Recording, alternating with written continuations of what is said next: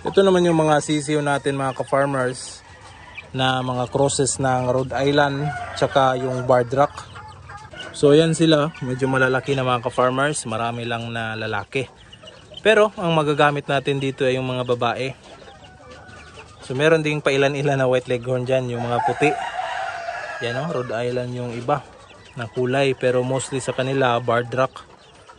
Pero crosses yan ng yung rooster na gamit natin is Rhode Island Red at saka yung Bardrack yung mga inahin. So medyo madabi na may itong mga farmers. Hopefully makakuha tayo ng kahit 10 babae dito. Meron pang natira doon. At ito yung patukan natin sa kanila. Yan, Abyss 20 yan gamit natin. So yan, ibibigay muna natin.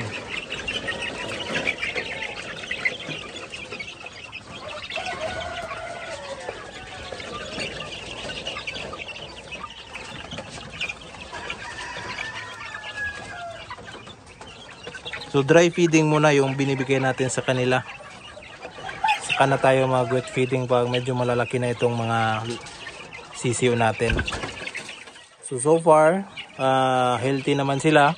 Walang mortality sa kanila. Pero mga ka-farmers, mapapansin nyo, hindi pareho ng laki yung mga sisiyo natin dito.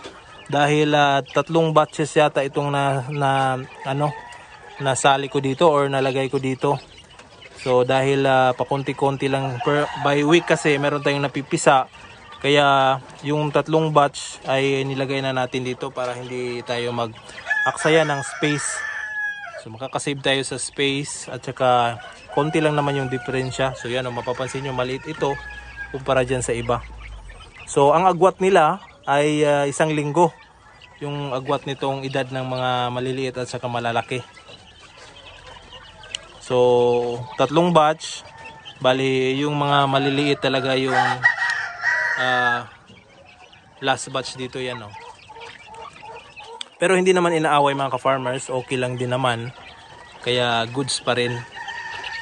So siguro mga 2 weeks from now ay isi-separate na natin itong mga lalaki sa mga babae. So meron namang makikita natin or ma-identify na natin yung mga babae at saka yung mga lalaki. Pero sa susunod na linggo para paabutin natin yung itong mga maliliit na ma-identify natin para isahan na lang yung walay natin sa kanila.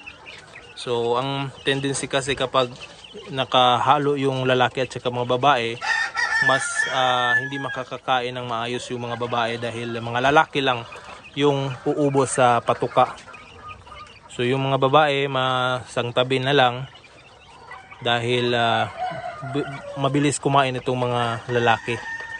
So yung mga roosters natin ay kapag lalaki na ito, pwede na nating i-dispose, ibenta or hindi kaya katayin pang ulam natin. Alright, so mga 2 to 3 months pwede na yan. Yung mga babae naman ay gagawin nating pang paitlog.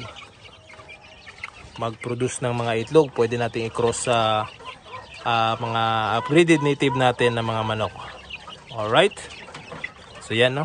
Healthy, wala tayong vitamins na inilagay dyan mga farmers. Plain water at saka feeds lang. So natural na pamamaraan. Wala ring ilaw ito. Naglalagay lang ako ng ilaw doon.